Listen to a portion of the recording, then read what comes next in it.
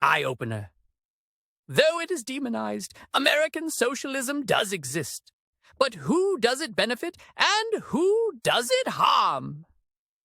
Though American leaders denounce it and many Americans have been propagandized and trained to hate and demonize socialism, it does exist in the United States. Shrouded in capitalism, socialism is an integral part of the free market that supposedly exists as one of the primary tenets of capitalism. The problem in America is that too few of its citizens are paying attention. Too few are willing to look past the words of their elected officials or favorite news anchor to realize where their tax dollars go and have gone for decades.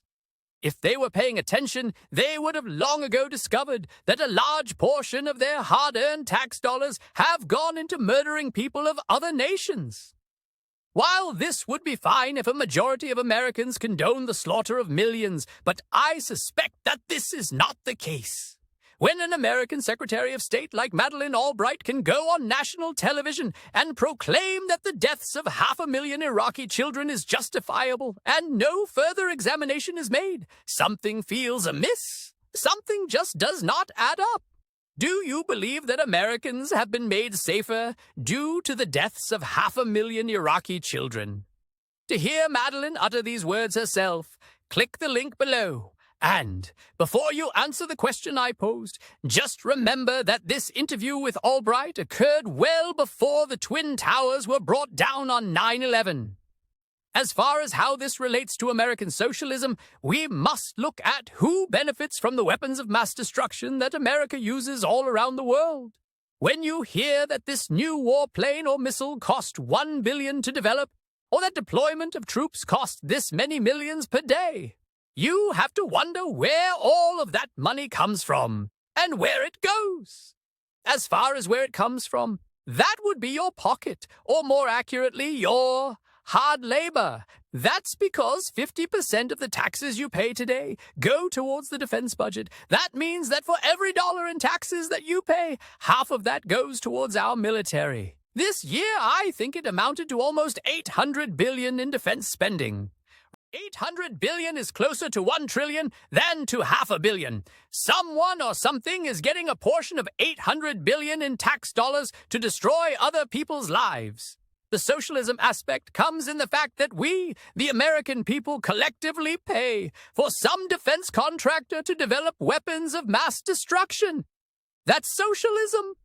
As a matter of fact, socialism persists throughout our economy. Why do you think corporations like Google, Facebook, and more provide all of your private information at the government's earliest convenience?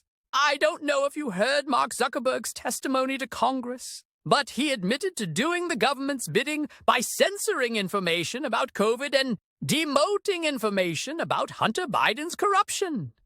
This allowed the government to usurp the First Amendment in the U.S. Constitution. Why would private corporations give in to governmental requests such as those? Maybe Mark had other reasons, but I would be willing to bet that one of them was the fact that the government subsidizes Facebook. Google, which used to have the slogan "Do No Harm," has also received subsidies paid for by you and me. And these two are not alone. American leaders represent the best interests of corporations more so than they represent America's citizens. At this point, the opening line of the preamble for the Constitution of the United States of America this meant that every Walmart cost U.S. taxpayers $1 million per store.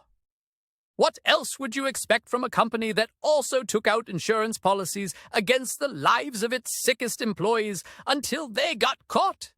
Both links are below.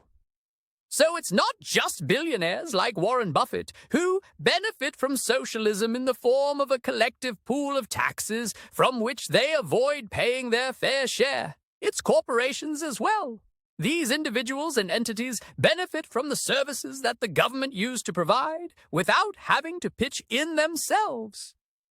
While our taxes pay for the roads and failing bridges that Amazon trucks drive on, and Buffett benefits from the communications and medicines and other necessities that were and are funded by our taxes, they don't contribute to these socialized systems. They do, however, demonize socialism. It could never be a good thing to allow normal citizens to benefit in emergencies like Hurricanes Helene and Milton the way these elite benefit every April 15th. To find out other ways you're being screwed by your current leaders, check out the posts on this blog daily. Learn about the biggest and worst issues that America and its people face today.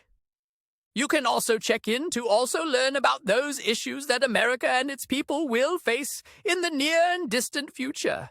If, however, you would like to learn about possible solutions to either mitigate the worst impacts of these issues or solutions to avoid them altogether, keep listening.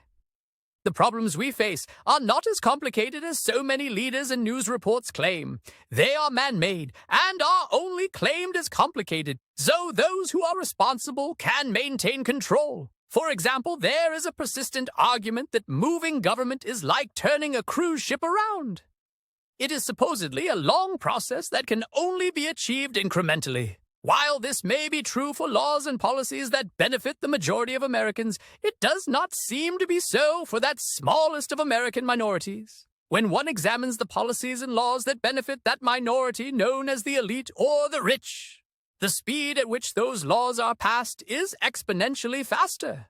While most of us sit on the deck chairs waiting for the Titanic to avoid the myriad of icebergs of which we seem to continually run afoul, the elite ride comfortably in speedboats. In 2018, Chris Osman wrote a book highlighting the problems humanity would face if more power, wealth, and control were funneled to a small cohort of individuals, groups, or organizations. In that book, Mr. Osman provided solutions from himself and others to the inevitable problems we would all face. In it, he also provided a means for the public to analyze, compare, and contrast the words and deeds of those we've chosen to follow against our real-world experiences. To this end, Mr. Osman provides the means for readers to disseminate information as provided by their news sources of choice, their elected officials, and any other authority they choose to follow. The book, titled Solutions Enough Complaining, Let's Fix America, offers a means to hold leaders up to not just a higher standard than is currently accepted, but one that will improve lives. Don't be a wallflower. Get out there and socialize. Click the link below and get your copy today.